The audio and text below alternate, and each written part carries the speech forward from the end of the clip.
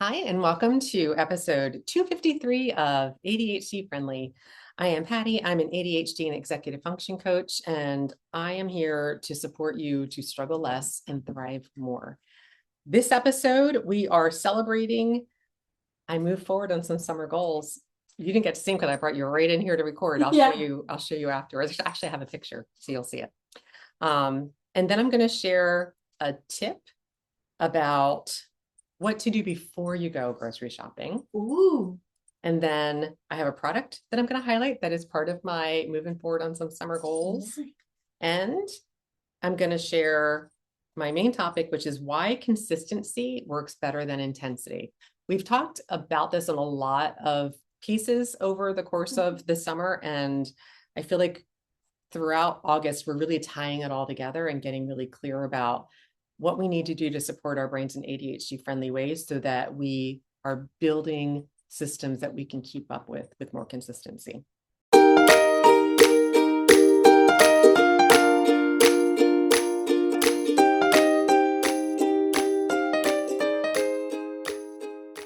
All right, so let's start with my celebration. And that is that I set a weekend goal this weekend. Okay. I met with my membership on Friday for our first Friday webinar. Remember, I keep these recorded a couple of weeks in advance. So it was my first Friday webinar last Friday, even though the dates won't match up with when this comes out. But we talked about checking in on summer goals as we're entering the last full month of summer. And what were your aims, intentions? How are you doing with them? And I said how on the back of this giant whiteboard that I keep in front of my desk, I have a list of all my summer goals. And the majority of them have had nothing done. They're just there as a list, reminding me of what I wanted to do, but not having anything done. So I decided to take the very next best step for 3 of them, which is what we talked about during this webinar. And so for my Ireland trip, the very next step was my goal was to take the pictures from our trip and put them into a photo book. Oh, cute. And I had done that, but I still needed to show it to my husband to see was there anything he wanted me to change or whatever. So I identified that and I did that and I ordered it. It will be here in about a week. And then I wanted to make a new cover for my custom sized kitchen bench seat. Yeah. And the very next, because again, that's a project. Yes. And so the very, very next step was to take the fabric I'm using for that and just sew the seams together, which I knew was going to take a bit because I'd have to get out the ironing board and iron the seams down and pin them together and get out the sewing machine and sew. But I was like, just sew the seams. You don't have to, then put it on the bench or do it. Just sew the seams together so you can see what you have in terms of the final product, in terms of the fabric I'm going to use to recover it. I did that. And I just wanted to start my chicken socks for my son, which is a little cute little chickens along the cuff pattern, which I'll be able to show you. I'm almost done actually, the chickens. I just decided just to cast on and start the cuff. That was all on one sock because I'm not knitting these together because they're color work for the chickens. So I'm doing one sock at a time. So my goal was just start the chicken socks by casting on and starting the hem. And I started the hem and I'm halfway done the chickens that go around just below the hem. Yeah. So I did all of them. Nice. Felt great. And it really was about identifying the very next step that was actionable. It wasn't too big of a step. It was a logical next step. And I wrote it down. Oh, that's why I had this written down. I had it by my beverage all weekend, reminding me this is all you intended to do. I didn't have anything time commitment pulling me away. I had the whole space of the weekend, which usually feels like I can do everything.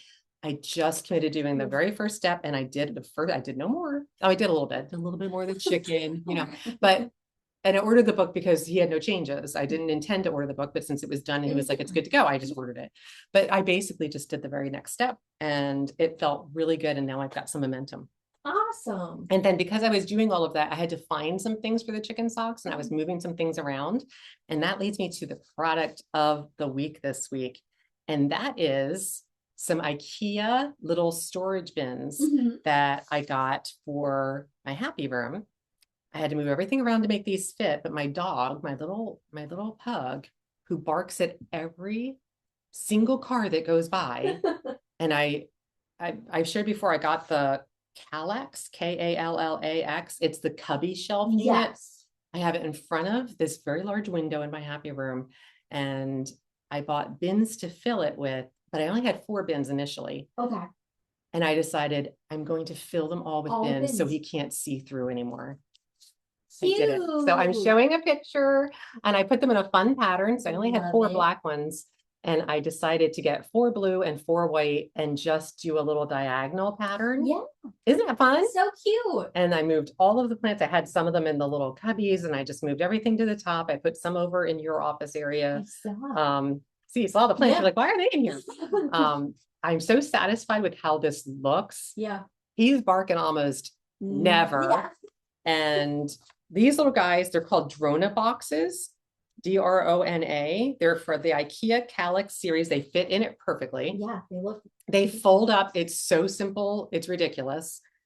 So they come flat packed and they're just fabric and they just, they have like a little like a hard part that like folds down into the center to hold it firmly in place. Yeah.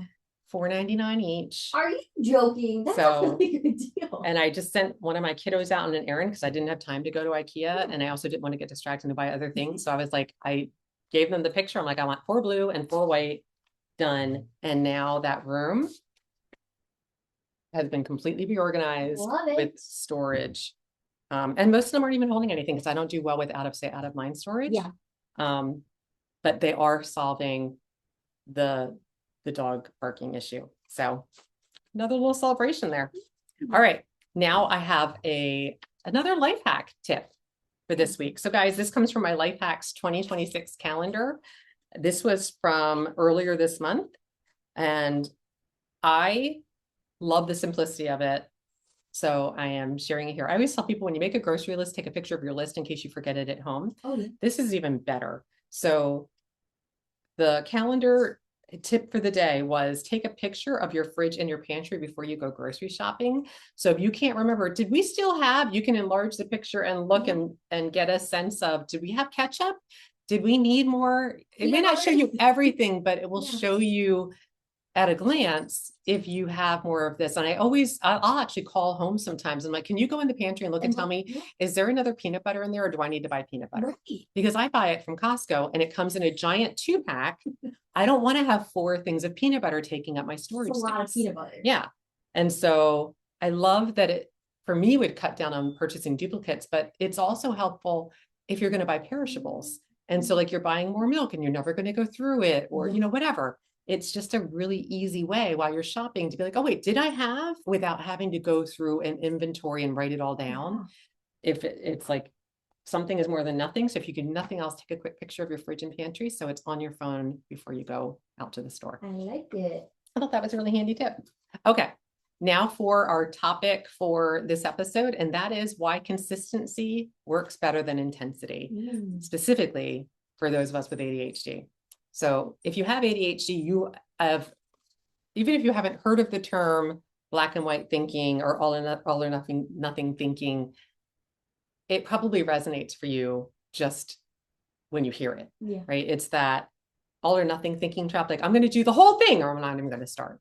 It is something that comes out not just, frequently, often daily. And sometimes in multiple areas, it's like, well, I should probably get up and do those dishes and get everything put away and I'll feel really good. And then it's like, oh, I don't know if I have, there's pots and pans in there. There's food, dried on. Never, I'm just not going to do it. Like we don't do any of it.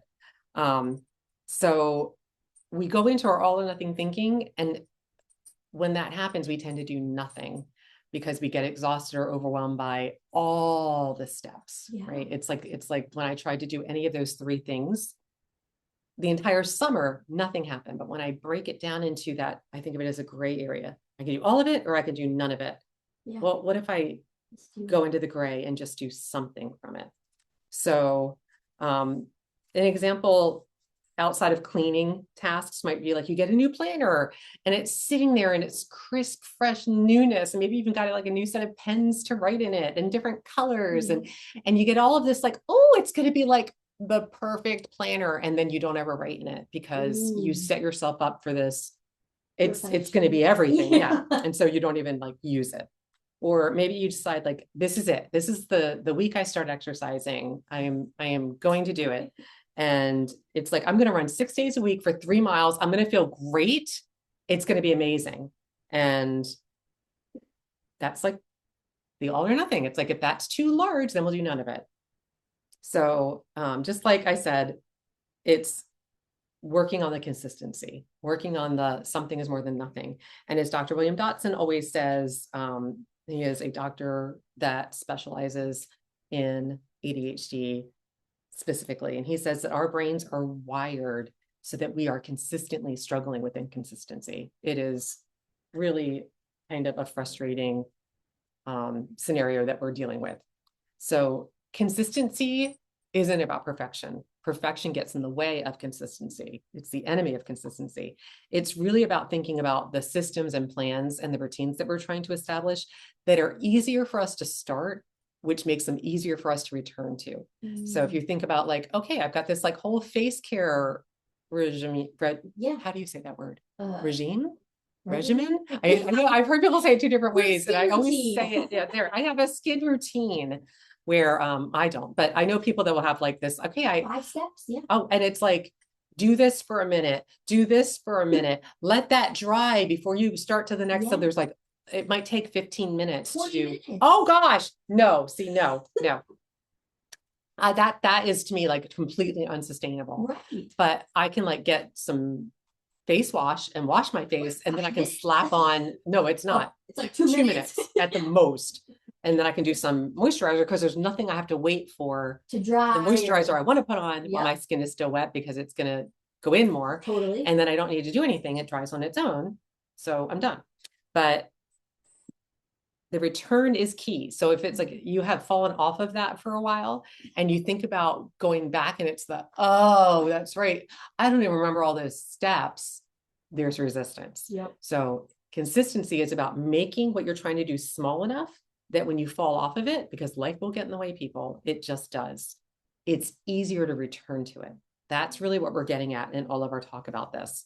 So if we focus on the intensity, the 3 miles every day, the 10-step routine, the face system that is multiple steps, multiple products, multiple things to keep track of, they only work on our best day. So if you wake up and you're like, this is it, I'm going for a run. Fabulous. That's great. But the next day, if you don't wake up with that same mindset, energy, state of mind, willpower, focus, determination, all of that, it's not sustainable. See, we're setting ourselves up to be frustrated.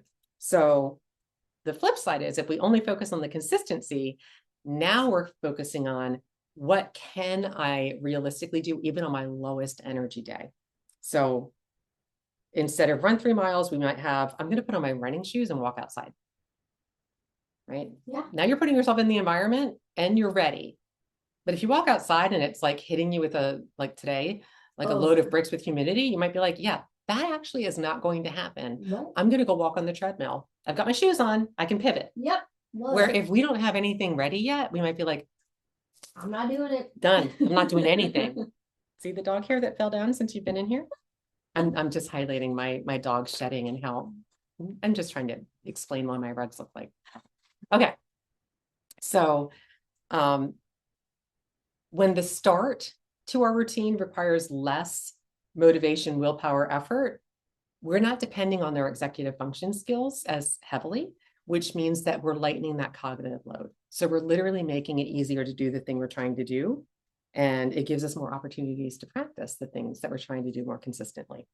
So here are some intensity examples and consistency examples. Okay. So intensity is clean the house. The entire house. Consistency is just do the dishes, right? It's like, if I just have a clean, this is for me. If I just have a clean sink, I can tolerate a lot, but clean the house isn't going to happen in one day.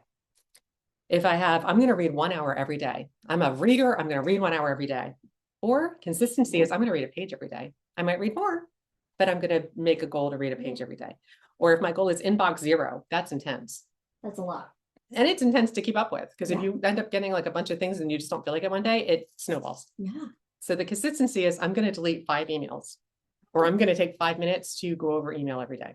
Just check your email. Just consistency, just look at it. So it's not this thing that, and now I won't even look at it because I'm so overwhelmed at the idea of what might be in there. So if you'd like to experiment with consistency over intensity, choose one thing, that you're approaching with intensity, something that you are struggling to keep up with because its intensity is a little bit or a lot more than what you are able to sustain. Think of it as, I have this level of executive functioning that I can maintain even on my worst day, and I'm expecting myself here, wherever you are. We want to lower that down. So ask yourself, what's the smallest version of this I can do Ooh, I like that. that's still helpful or that's still useful. So like for me, like I can still get the dishes. I have a dishwasher. I'm very grateful that I have a dishwasher. I know I actually have clients that don't have a dishwasher. Like it's just depending on where you live. Yeah. How in old a your city. house is. Yeah. I mean, but like a lot of them, like if you're like in a little like studio in the city, you don't have a dishwasher. No, there's no room. Yeah. So it's a different scenario. Yeah. I really lean into the gratitude of I have a dishwasher. I can put these things in the dishwasher. Yeah, they're gonna get clean. Done. So the first thing is to choose that one thing by asking yourself, what's the smallest version of that thing that would still be helpful? Second, give it a home. And by that, I mean, connect it to something else that you're already doing. We're anchoring it. That's something else we're talking about inside my membership this month. And so it might be, while the coffee brews, I'm going to throw the dishes in the dishwasher. Or after brushing my teeth, I'm going to wash my face. Or before I leave the office, I'm going to look at my planner and see what I have first thing tomorrow morning. That's it. Really simple, actionable, doable. And then the third part of the experiment is just try it for a week. Don't commit to it for the rest of your life. Don't commit to it for a month. See if a week feels okay. If it doesn't, commit to it for a day, commit to it for 3 days. Lower your expectation to something that works for you, but experiment so you have a chance to notice, what does it feel like? Is it sustainable? And most importantly, is it repeatable, like reconnectable? So if you fall off, you can come back to it. The wins come from building systems you can return to. That's the bottom line. All right, now our final piece, as always, is my book of the week. Oh, this was so good. So I love that you like look forward to this segment. I do. Daughters of the Sun and Moon. This is by Lisa C. Pretty cool. She wrote Lady Tan's Circle of Women, which I also loved. So this is about 3 Chinese women, Dove, Petal, and Moon were their names, who arrive in LA in the 1870s under very different circumstances. So this is historical fiction. These people are fictional, but what it was like in LA, the reason they came to LA in the 1870s is all historically accurate. True, yeah. Their friendship becomes a source of resilience, hope, and survival in the face of overwhelming adversity. It is so good. It's different classes. They have a lot of similar challenges, but it's interesting how their classes impact what those challenges look like in their day-to-day lives. I gave this 4 out of 5 stars. I was engaged the entire time. I loved it. I love the characters. I really enjoyed it. And I have a quote from this. I have 2 quotes actually. And so these are quotes from characters in this book from Lisa C. The first is, do not use a hatchet to remove a fly from your friend's forehead. That like so clearly is like, oh, am I using a hatchet here? Maybe I need a different like lighter tool. Yeah. And the second is, it can take a lifetime to make a friend, but you can lose one in an hour. Oh, that's good. Getting little chills, right? Yeah, it's so true. It's like, it's so hard to cultivate friendships. We don't tend to think about or appreciate how fragile they can be if we're not being that person that's worthy of the friendship, or asking for what we need, or, growing ourselves and the relationship over time, if we're disrespecting it or not appreciating it. So I thought that was something I just wanted to highlight and share. That's it for this episode 253. If something in here resonated with you, or if you try the experiment to be more consistent than intense, let me know how that goes. Post in the comments. Would love to hear what you experience. Until next time, tally ho.